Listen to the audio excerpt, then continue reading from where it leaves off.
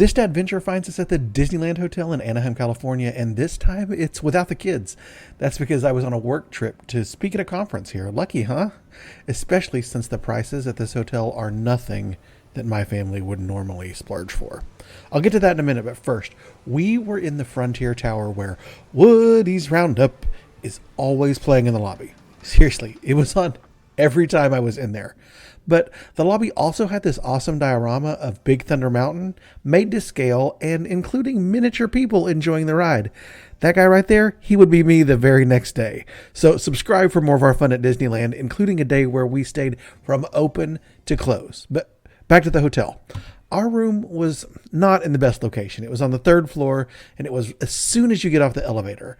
So one side of the hall had ice and cokes, and then the other side was us. Now, I was scared about the noise being the first room on the hall, but actually it was surprisingly quiet. And look at this awesome key celebrating Disneyland's 70th anniversary. There are 4 designs, and we got Dumbo and Tinkerbell. The view from this room was a parking lot, but that's to be expected on business travel at a discounted rate.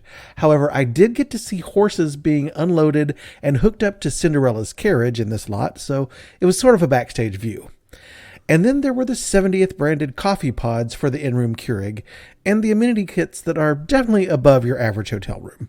Plus, I enjoyed these physical park maps we got when we checked in, with a thorough map and activity guide for the hotel itself.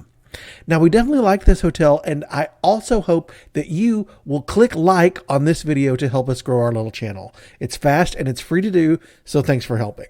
Now, one thing we didn't like in the room is that it was a connecting room, and I could hear someone coughing very loudly all week behind this door.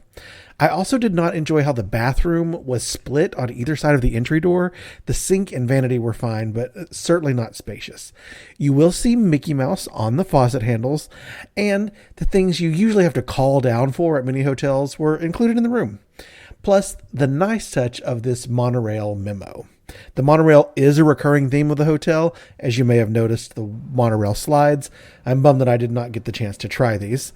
But now we're back to the room, and on the other side of this fireworks carpet is the toilet and the shower. There's plenty of space in here, so you can see the room is clean and very nice, but honestly, the layout just feels a little bit dated.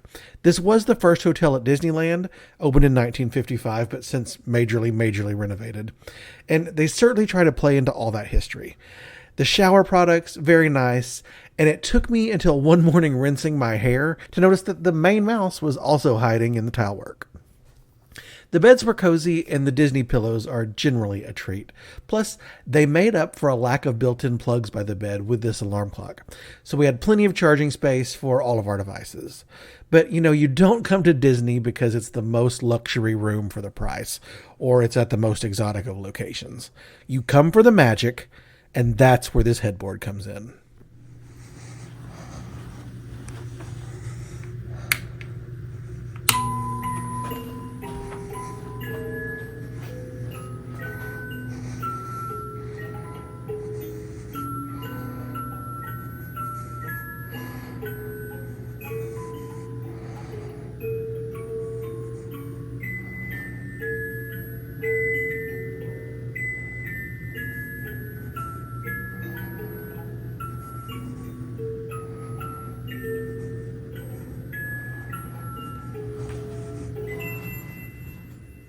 Okay, so they won me over there, and I definitely enjoyed my nights sleeping under the fireworks at Disneyland.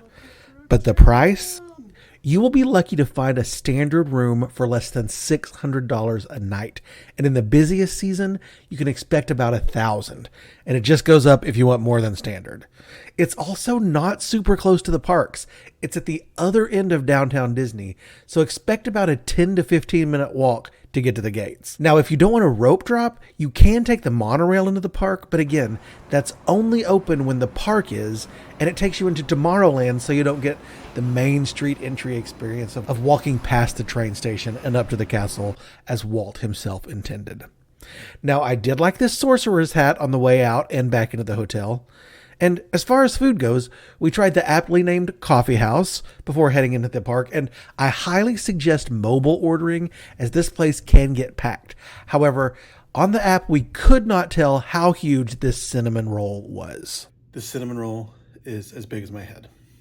Like that's true. I know that's like a saying, but this is true. Now, don't get me wrong. This is a great hotel that totally lives up to the quality you'd expect from Disney.